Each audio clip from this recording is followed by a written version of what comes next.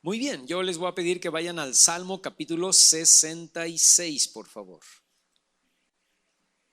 Y solamente vamos a leer ahí un versículo pequeño que va a servir de base esta mañana para nuestra predicación. Salmo capítulo 66, versículo 10, dice: porque tú nos probaste, oh Dios, nos ensayaste como se afina la plata. Esa palabra ensayaste, que vemos ahí en el Salmo capítulo 66, en el versículo 10, esa palabra en hebreo es una palabra que es saraf. Y la palabra saraf en el hebreo significa fundir o refinar o limpiar o purificar. Lo que está diciendo ahí en el Salmo capítulo 66 verso 10 es: porque tú nos probaste, fíjate esa palabra, nos probaste, oh Dios, y nos fundiste o nos refinaste o nos limpiaste o nos purificaste como se afina la plata. La semana pasada yo te hablé el domingo pasado hablamos acerca del trato de Dios, y yo te dije que Dios trata con nuestras vidas a través de 4 herramientas: a través de personas, a través de pruebas, a través de aflicciones y a través de presión. Hablamos del Getsemaní, que significa prensa de aceite. Si no estuviste aquí la semana pasada, yo te recomiendo que escuches la predicación del domingo pasado, que está ahí en YouTube, ¿verdad?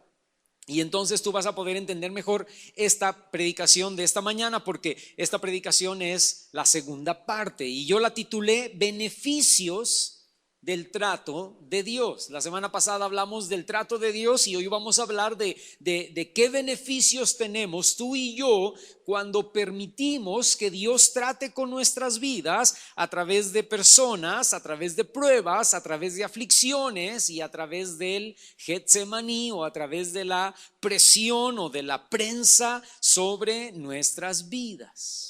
Dios permite su trato en nuestras vidas. Dios permite circunstancias difíciles para probarnos, para fundirnos, para refinarnos, para limpiarnos, para purificar nuestro carácter. Dice el salmista: así como se perfecciona la plata. Dios va atrás de nuestro carácter, ¿no?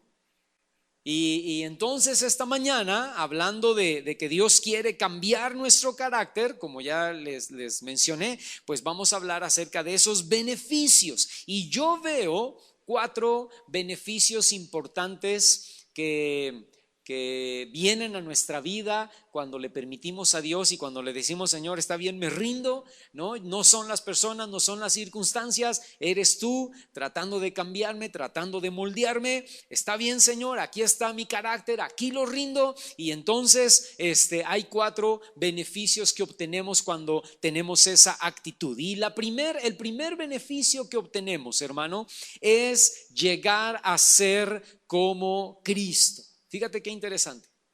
Llegar a ser como Cristo. Y yo te voy a pedir que vayas conmigo. Regresa ahí al Evangelio de Lucas. Evangelio de Lucas en el capítulo 6. Y fíjate lo que dice el versículo 40. Dice Jesús: el discípulo no es superior a su maestro. O sea, nosotros nunca vamos a llegar a ser superiores a Jesús, ¿no? Eso es lo que está diciendo el Señor. El discípulo nunca es superior a su maestro. Más, dice Jesús, todo el que sea perfeccionado, todo el que se deje tratar por mí, todo el que sea cambiado, todo el que sea fundido, refinado, limpiado, purificado, todo el que sea perfeccionado va a ser como su maestro.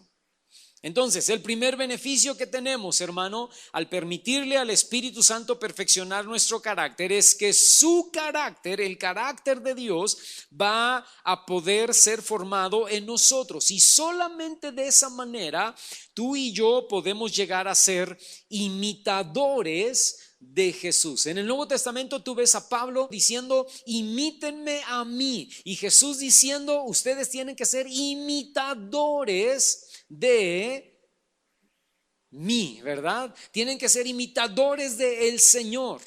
En Hechos capítulo, no vayas ahí, pero en Hechos capítulo 11, verso 26, en la ciudad de Antioquía, a los discípulos se les conoció con el apodo de cristianos porque imitaban a Jesús. Se comportaban, hablaban, actuaban, hacían todo exactamente como su maestro.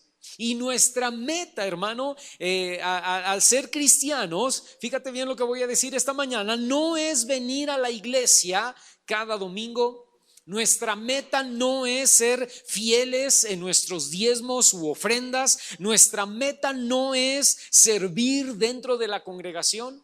Esas tres cosas que acabo de mencionar y otras son muy buenas, ¿verdad? Y sin duda, pues nos van a hacer cambiar y nos van a ayudar al cambio y al crecimiento y a la madurez en nuestras vidas, ¿no? Qué bueno que puedas venir todos los domingos y no faltes. Qué bueno que puedas ser fiel en tus diezmos y ofrendas. Qué bueno que puedas servir dentro de la congregación, ¿no? Y dar ahí tus talentos y tus dones. Eso está muy bien y debemos hacerlo, hermano. Pero esa no es nuestra meta como cristianos. Nuestra verdadera meta como cristianos, nuestro verdadero objetivo, hermano, es permitir que Dios cambie y transforme nuestro carácter. Esa es nuestra meta.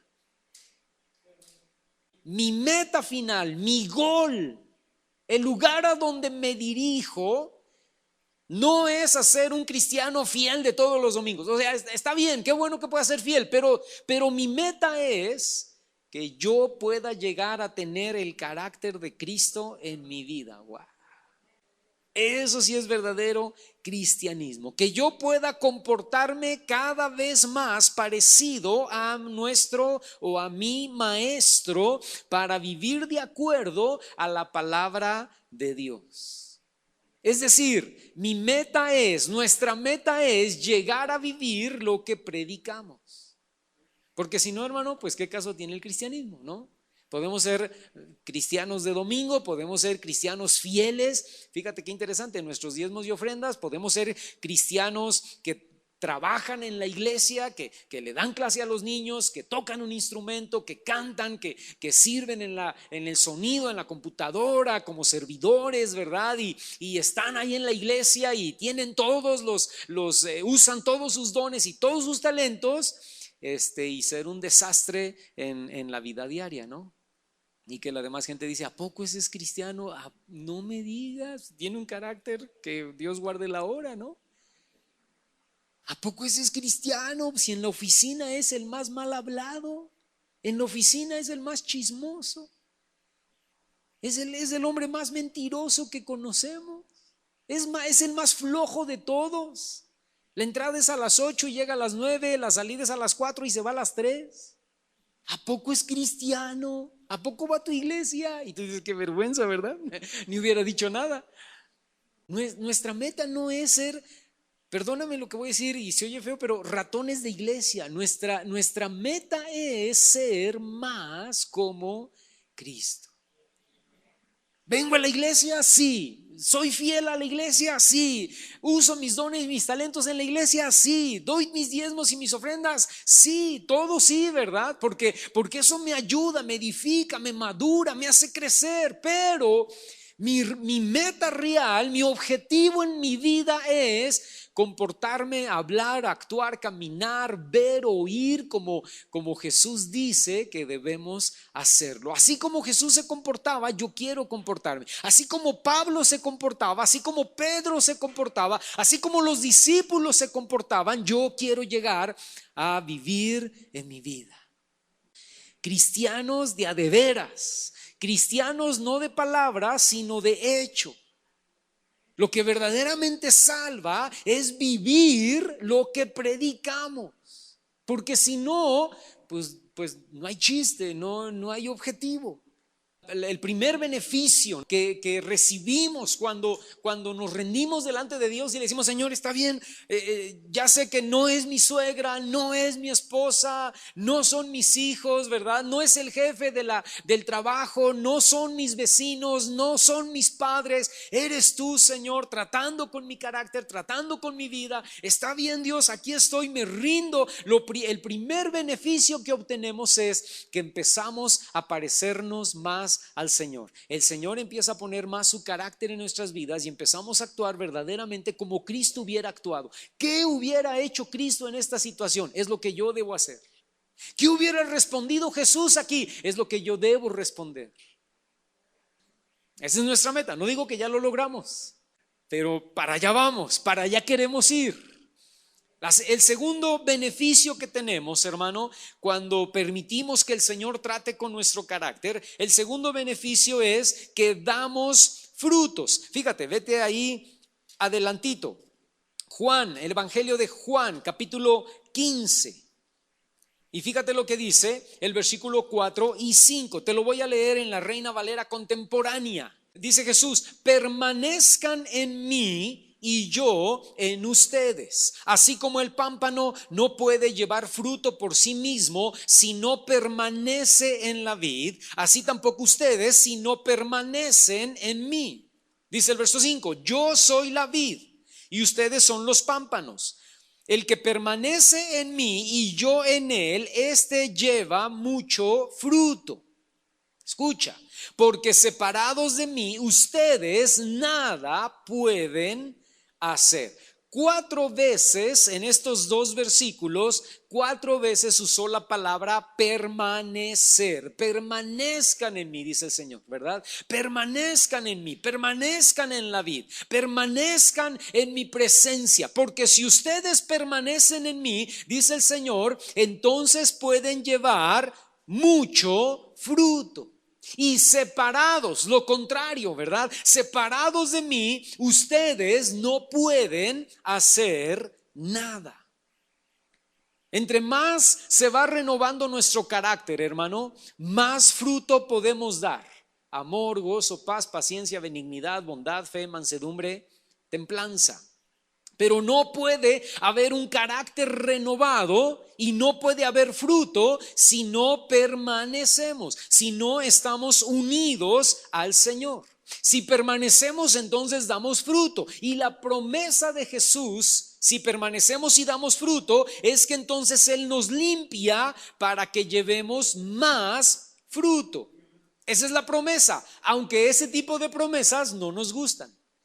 ¿Dónde está la promesa, hermano? Versículo 2, ahí en el capítulo 15 de Juan, en el verso 2 dice: todo pámpano que en mí no lleva fruto, lo quitará, y todo aquel que lleva fruto, la promesa es que lo limpiará. ¿Para qué? Para que lleve más fruto.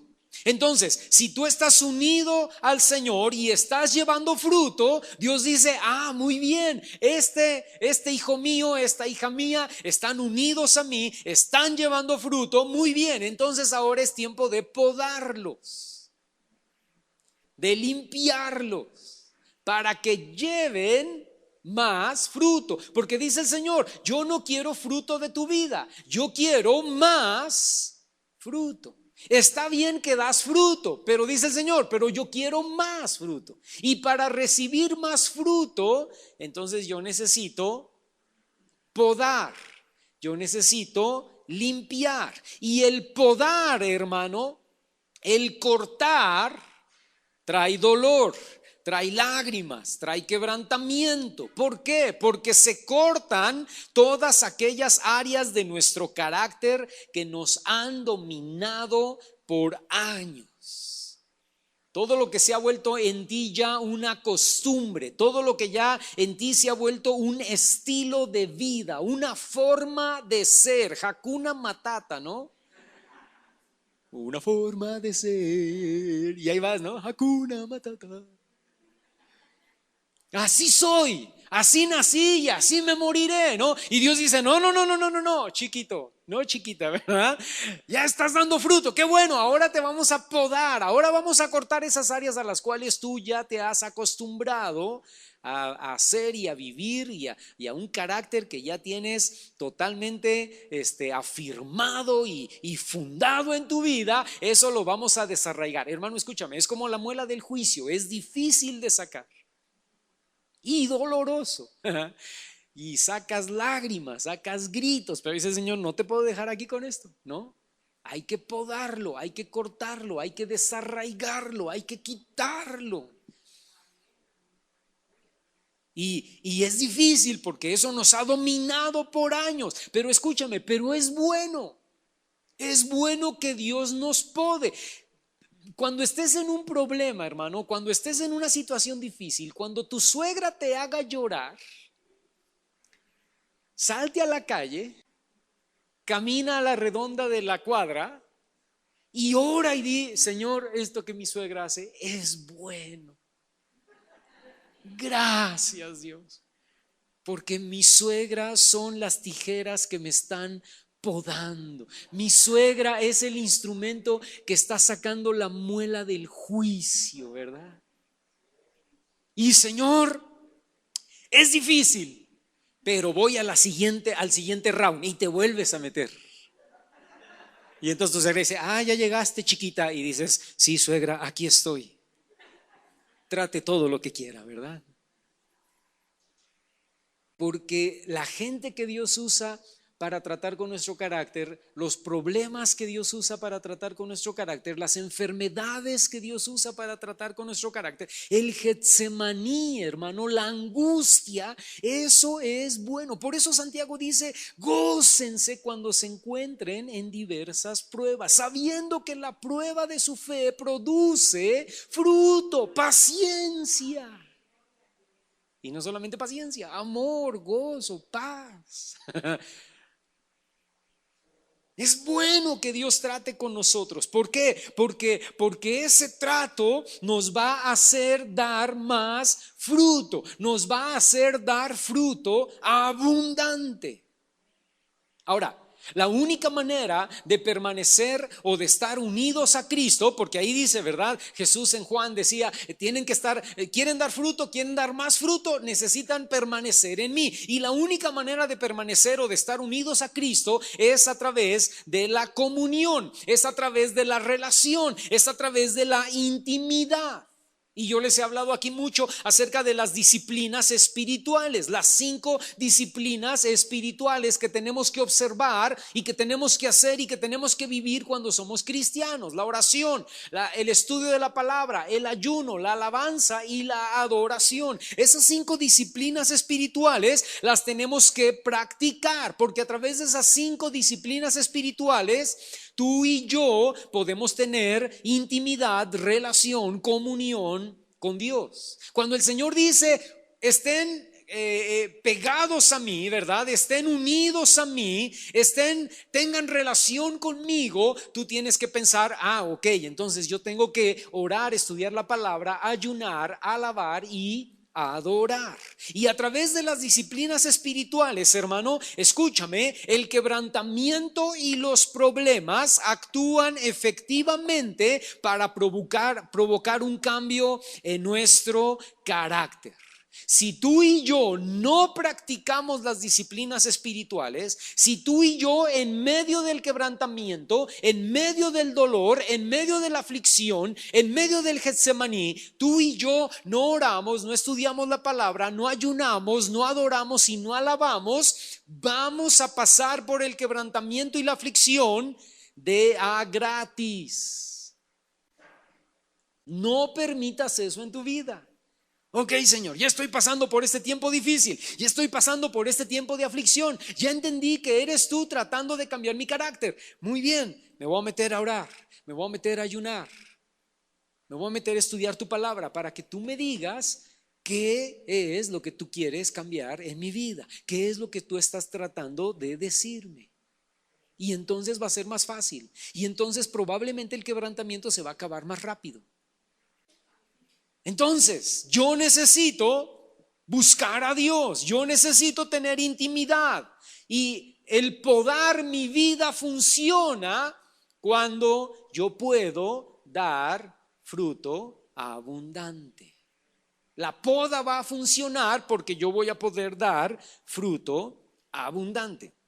El tercer beneficio es importante, es dependencia en Dios. Escúchame, cuando yo permito que Dios trate con mi carácter, el beneficio que yo voy a obtener es que yo voy a depender más de Dios en mi vida. Fíjate, ve conmigo a Oseas, en el capítulo 5. Y fíjate lo que dice el versículo 15. Te lo leo una vez más en la Reina Valera contemporánea.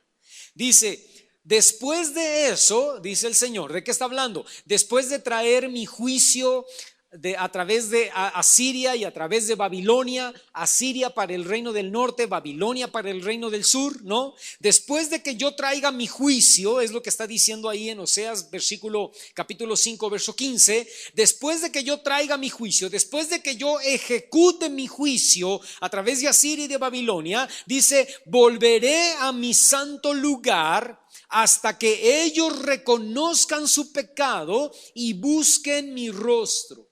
Ahora escucha lo que viene a continuación. Porque en su angustia me buscarán. Dios nos quebranta. Fíjate, tú estás ahí tranquilo, quitado de la vida, ¿verdad? Disfrutando, y de repente Dios dice: bueno, ahora, Danielito, vamos a traer un quebrantamiento en alguna área de tu vida. Ahora te vamos a podar, y empieza a cortar, y yo empiezo a lanzar gritos no de júbilo, ¿verdad? Y empiezo a llorar y empiezo a decir: Señor, ¿por qué? Y no se vale, ¿no? Y entonces Dios, después de que poda y corta y saca la muela de juicio y sale la sangre y los gritos y el dolor y la lágrima, entonces el Señor dice: muy bien, y me deja ahí, ¿verdad? Escúchame, esto se oye mala onda, pero me deja ahí en la angustia, y dice: y yo voy a regresar a mi lugar. Me voy a regresar a mi trono, me voy a regresar a mi lugar, y voy a esperar pacientemente a que Daniel entienda que todo este dolor, todo este quebranto sirve para que él venga a mí y me busque, y busque mi presencia, que en su angustia él aprenda a buscarme. Pero escucha lo que está diciendo: yo no lo voy a jalar a que me busque. Yo no lo voy a agarrar de la mano y le voy a decir: ¿ya estás en angustia? ¿Estás yo? Y si oye mala onda, porque pareciera que Dios es sádico, pero Dios no es sádico. Dios es amor. Y me está sacando la muela del juicio, porque si no me saca la muela del juicio, se me descomponen todos los demás dientes, ¿no? Entonces él está diciendo: ok, ahí, pero yo no te voy a jalar, yo no te voy a traer a la fuerza y te voy a decir: ya estás en quebrantamiento, ahora búscame. No, yo te voy a dejar ahí hasta que tú entiendas en medio de tu angustia que lo que tú tienes que hacer es buscarme, y yo voy a estar en mi lugar pacientemente esperando a que tú en tu angustia reacciones. El problema, hermano, el gran problema que tenemos tú y yo es que estamos en la angustia, pero nunca reaccionamos. Y vuelvo a repetir, y pasamos la angustia de a gratis. Y Dios dice: no lo pases de a gratis, búscame. El objetivo de esa angustia, el objetivo de tratar con tu carácter, es para que me busques. Y yo aún aquí en mi angustia, hermano, digo: es que no tengo tiempo, Señor. Es que no tengo tiempo, es que tengo muchas ocupaciones, ¿no? Estoy aquí en medio de la angustia, pero no tengo tiempo de buscarte. Y Dios dice: wow, bueno, pues entonces vamos a tener que podar más profundo. Vamos a tener que tratar más profundo, hasta que entienda que en su angustia me debe buscar.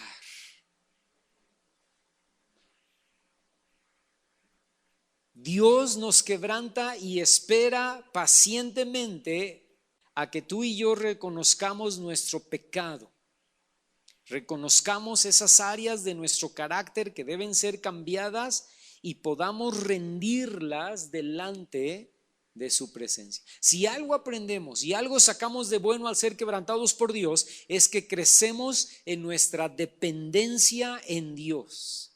Cuando reconocemos que Dios está tratando con nosotros, no nos queda de otra más que arrepentirnos, buscar su rostro, escúchame, y depender de Él. Hablamos que en ese depender de Él, allí es el punto exacto donde el quebrantamiento cumple su función. Porque allí, cuando yo entiendo que dependo de Él y me levanto del dolor, me levanto en medio de la aflicción y digo: Señor, yo necesito buscarte, y regreso a Él y me pongo a orar y me pongo a ayunar. Y empiezo a leer la palabra y empiezo a alabarle y a decirle: gracias, Señor. No entiendo nada, estoy llorando y tengo mucha tristeza en mi vida y estoy muy adolorido, pero gracias, te alabo porque tú eres bueno, tú eres grande, tú eres santo, tú eres justo.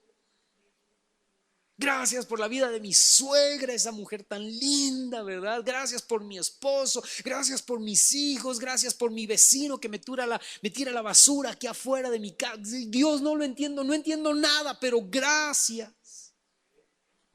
Y cuando tú haces eso, ese es el punto clímax, hermano, donde el quebrantamiento cumple su función para cambiar o para empezar a cambiar nuestro carácter. Y es ahí, en ese punto clímax, donde Dios desarrolla en nuestras vidas paciencia y desarrolla fe para creerle a Dios. Amén. Ahora, déjame decirte algo. Al carácter viejo de nosotros no le gusta depender en Dios. ¿Por qué? Porque tu carácter y mi carácter quieren ser independientes, quieren ser autónomos, no depender de nadie ni de nada. ¿Por qué? Porque a ti y a mí nos gusta hacer nuestra propia voluntad y vivir como queremos. Al carácter viejo, tuyo y mío, le choca depender de Dios. Por eso no nos gusta orar. Por eso no nos gusta esperar en Dios. ¿Cómo que esperar en Dios? No. Yo quiero que este quebrantamiento, yo quiero que esta aflicción se acabe ya, se acabe en este momento. Yo no quiero esperar en Dios. Y Dios dice: no, tienes que aprender a esperar en mí. Tienes que aprender a confiar en mí. Tienes que aprender a buscarme en medio de esa situación. Porque esa situación puede durar horas. Esa situación puede durar días. Esa situación puede durar semanas. Esa situación puede durar meses. Esa situación puede durar años. Hasta que tú aprendas a confiar en mí, a esperar en mí, a depender de mí.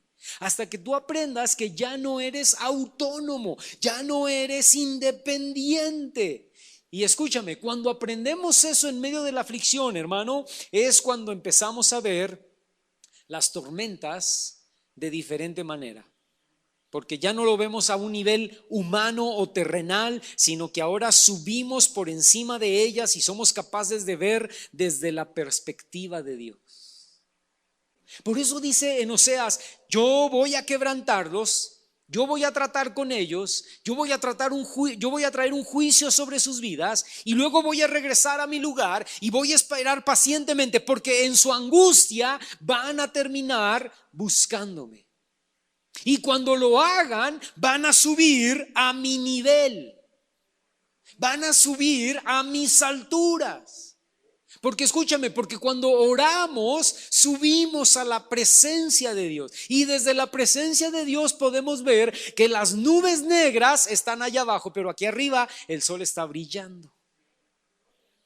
Cuando estamos allá abajo en la angustia y no reconocemos a Dios, lo único que vemos es nubes negras, tormenta, rayos, lluvia, granizo. Pero cuando te metes en oración, cuando te metes en ayuno, cuando te metes a buscar a Dios, cuando levantas las manos y empiezas a alabarle y adorarle, entonces dices, Dios, ahora veo tu perspectiva. Ahora veo que no era mi suegra, ahora veo que no era mi esposo, ahora veo que no era el vecino, no era mi jefe. No era la enfermedad, no era el problema, no era la tribulación. Eras tú, Señor, tratando con mi orgullo, tratando con mi avaricia, o tratando con mi mentira, o tratando con mi egoísmo, o tratando con qué sé yo, ¿verdad? Y aquí estoy, Señor, me rindo. Y dice Dios, ahora estamos hablando de cosas valiosas, ahora estamos hablando de cosas buenas. Ya no tiene caso la tribulación, ya no tiene caso la pena, ya no tiene caso la aflicción. ¿Por qué? Ya cumplió su propósito. Ya entendió. Dice Dios, me costó trabajo con ¿verdad? Pero ya entendió. Entonces, ¿para qué lo quiero quebrantar más? Si ya entendió.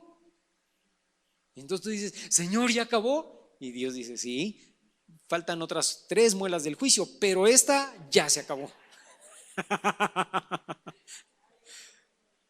En esta ya acabamos, ¿verdad? Te voy a dejar descansar por un tiempito, ¿no? Un par de años.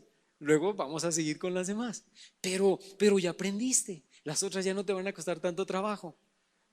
Porque ya aprendiste que la aflicción sirve para que tú me busques. El problema es cuando estamos en medio de la aflicción y decimos, es que no quiero orar, es que ya me cansé, es que Dios ni me oye, ¿para qué oro? ¿Para qué voy a la iglesia? Ya, es más, renuncio, me voy.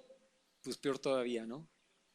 Pero cuando la situación produce una vida de dependencia en Dios, hermano, estamos ganando la batalla. Número 4, el cuarto beneficio. El cuarto beneficio es vino nuevo, unción. Ve conmigo, Mateo, capítulo 9, el versículo 17.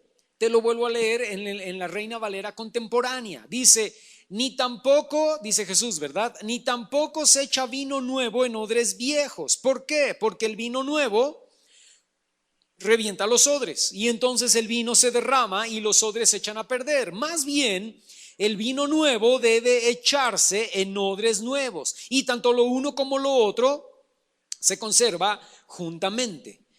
Fíjate, Jesús está hablando aquí en contra de los fariseos que no aceptaban el vino nuevo del evangelio porque eran odres viejos. Eran odres viejos acostumbrados al vino viejo de la tradición y de la religión.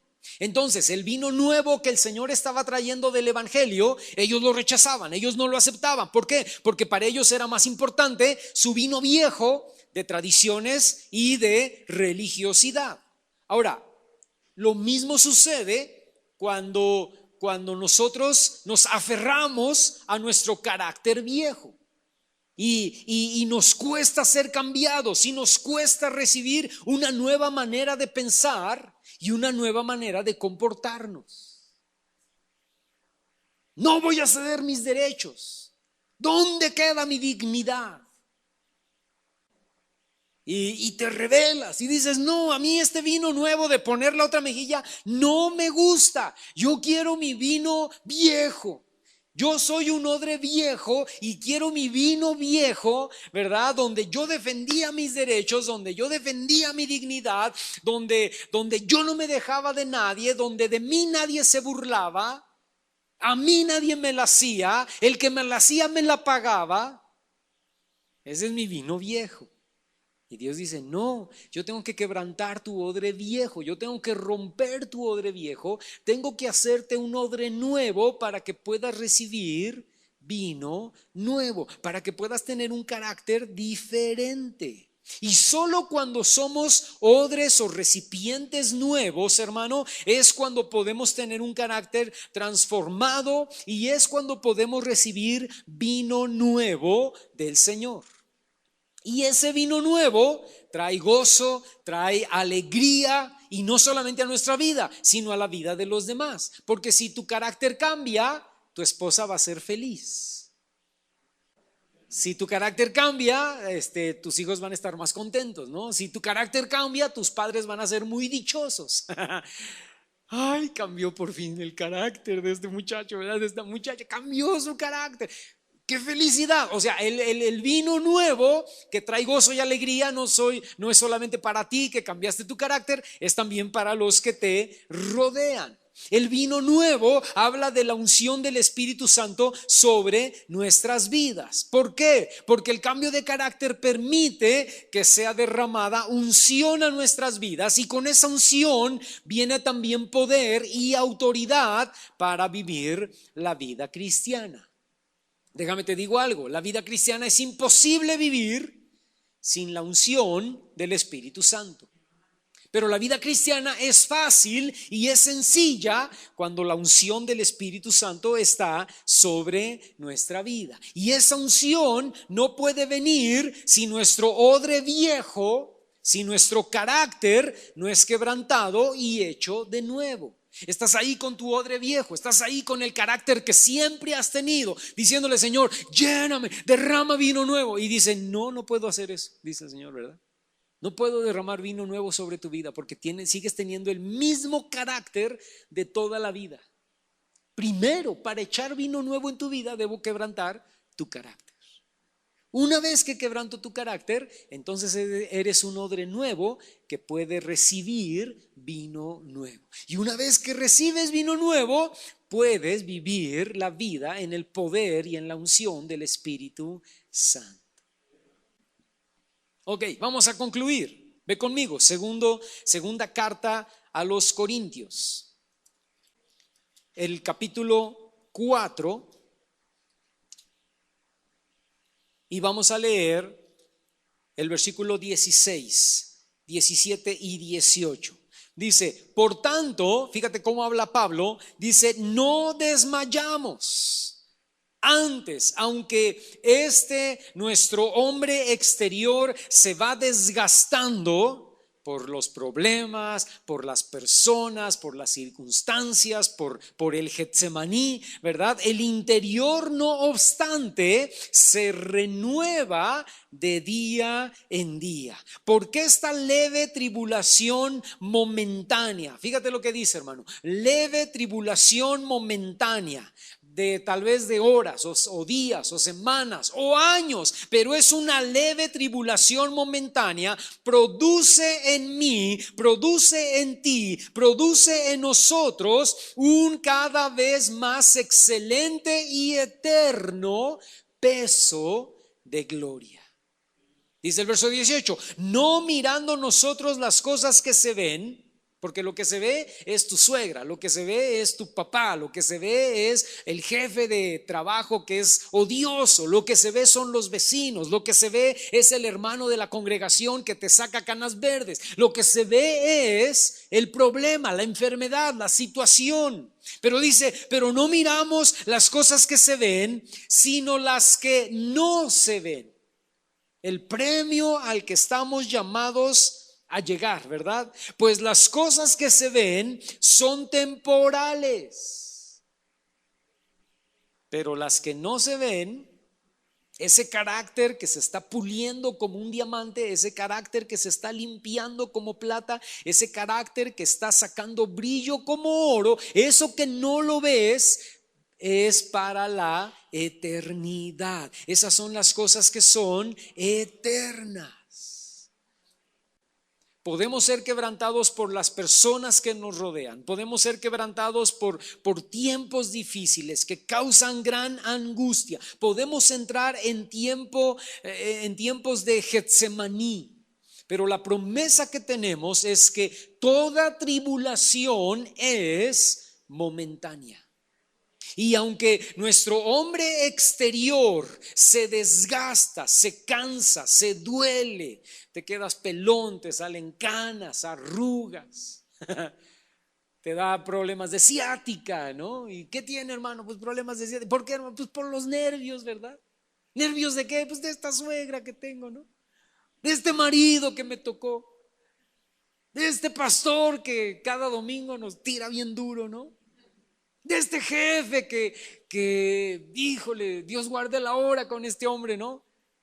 y estoy todo encorvado. Y este hombre exterior se va desgastando, pero nuestro hombre interior, nuestro carácter, nuestro corazón se va renovando día con día. Ese hombre interior va ganando un más, dice Pablo, un más excelente y eterno peso de gloria. Es por eso que no ponemos la mirada en las personas o en las circunstancias o en el Getsemaní, sino en el premio que tenemos en Cristo Jesús. Vamos a orar esta mañana.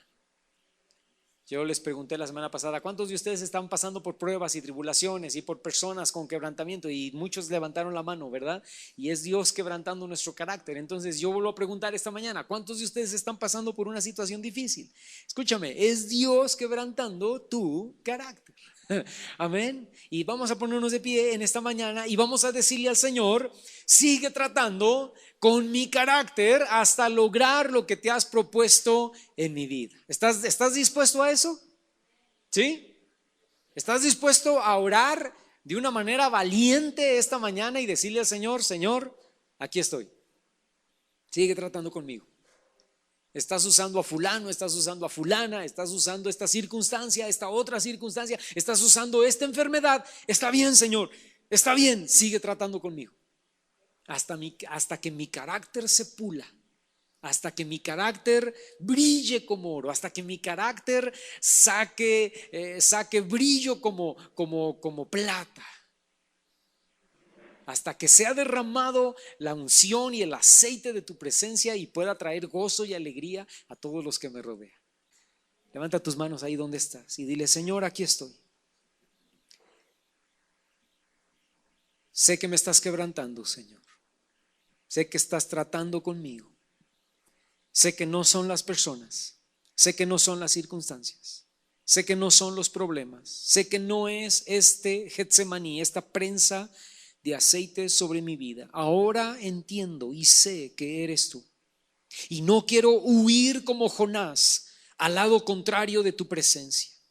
No quiero huir como Jonás a un barco para ser echado al mar y ser tragado por un pez. No quiero hacer eso.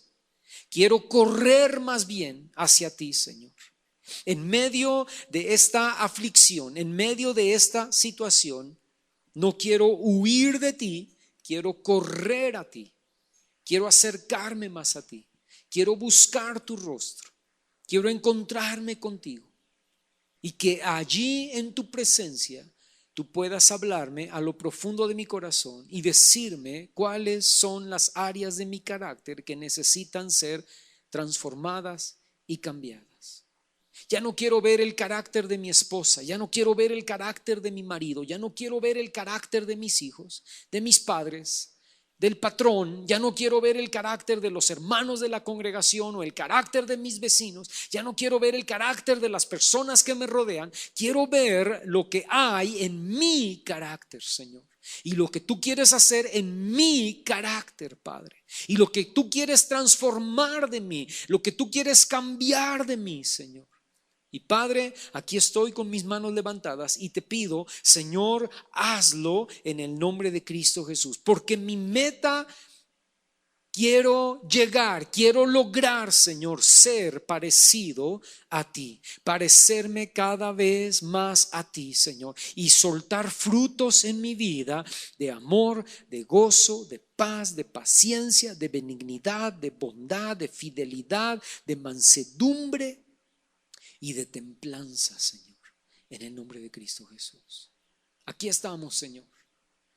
Sabemos que es doloroso, sabemos que nos ha sacado lágrimas y sabemos, Señor, que nos ha sacado gritos y quebrantos, Señor, y nos ha llenado de tristeza y de melancolía. Pero Padre, aquí estamos, Señor. Sigue obrando en nuestra vida. La obra que tú te has propuesto hacer en nosotros, hoy te pedimos, Señor, termínala en el nombre de Cristo Jesús.